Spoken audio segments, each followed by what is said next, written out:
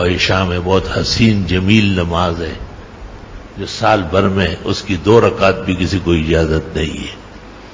عید کے بعد اگر کوئی شخص 2 رکعت نفل جماعت سے پڑھے تو بھی گناہگار ہوگا کیونکہ ثابت نہیں ہے. اور رمضان شریف میں عشاء کی نماز کے بعد متصل 20 رکعت تراویح پڑھائی جاتی ہے. یہ بڑی نماز ہے. اور حدیث شریف میں اشارہ ہے کہ جس طرح اللہ تعالیٰ نے روزے فرض فرمائے وقیام لیلہ تطوع، اس طرح تراویح کی نماز بھی اللہ نے ہی سنت و نفل بنایا ہے. شیخ عبدالحق محدث دہلوی نے ما ثبت بالسنہ میں اور شیخ الحدیث حضرت مولانا زکریا نے فضائل رمضان میں لکھا ہے کہ اس جملے سے حضرات فقہاء و محدثین نے نماز تراویح کا استدلال کیا ہے.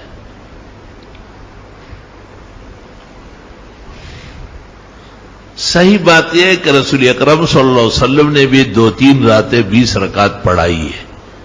20 رکعتا والوتر، سنن کبریٰ للبیہقی.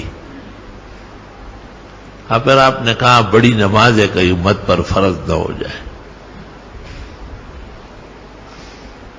ابو بکر کا زمانہ بونچال اور فتنہ و پریشانیوں کا تھا.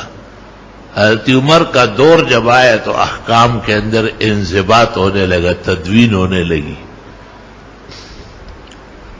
تو حضرت عمر رضی اللہ تعالی عنہ عشاء کے وقت مسجد میں داخل ہوئے.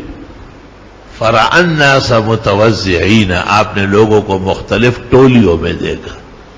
کئی ایک حافظ کھڑے ہیں، پیچھے 2-3 ہیں. کئی دوسری جگہ حافظ کھڑے ہیں، پیچھے 2-4 ہیں. آپ درمیان میں کھڑے ہو گئے اور آپ نے کہا ما لی اراکم متوزعین، یہ کیا ٹکڑوں ٹکڑوں میں بیٹھے ہوئے ہو؟ وانتم اصحاب رسول اللہ صلی اللہ علیہ وسلم، پیغمبر کے صحابہ ہوگا. حل اجمعکم تحت قارئ واحد، ایک قاری کے پیچھے پڑھا کرو.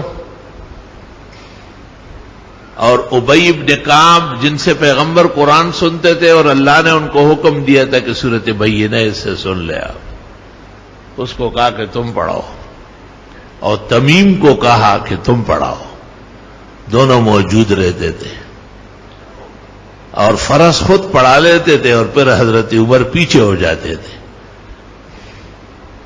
اور یہ 2 حضرات کبھی 10، کبھی ایک رات ایک، دوسری رات دوسرا، 20 رکعت پڑھا کر پھر حضرت عمر آگے ہو کے وتر پڑھا لیتے تھے. فصل فی قیام رمضان، فتاوی ہندیہ جلد اول.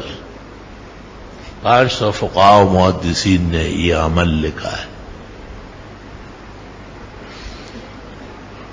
اور تمام مساجد میں حضرت عمر نے لکھا کہ عشاء کی نماز سے متصل 20 رکعت تراویح پڑھو اور وتر اس کے ساتھ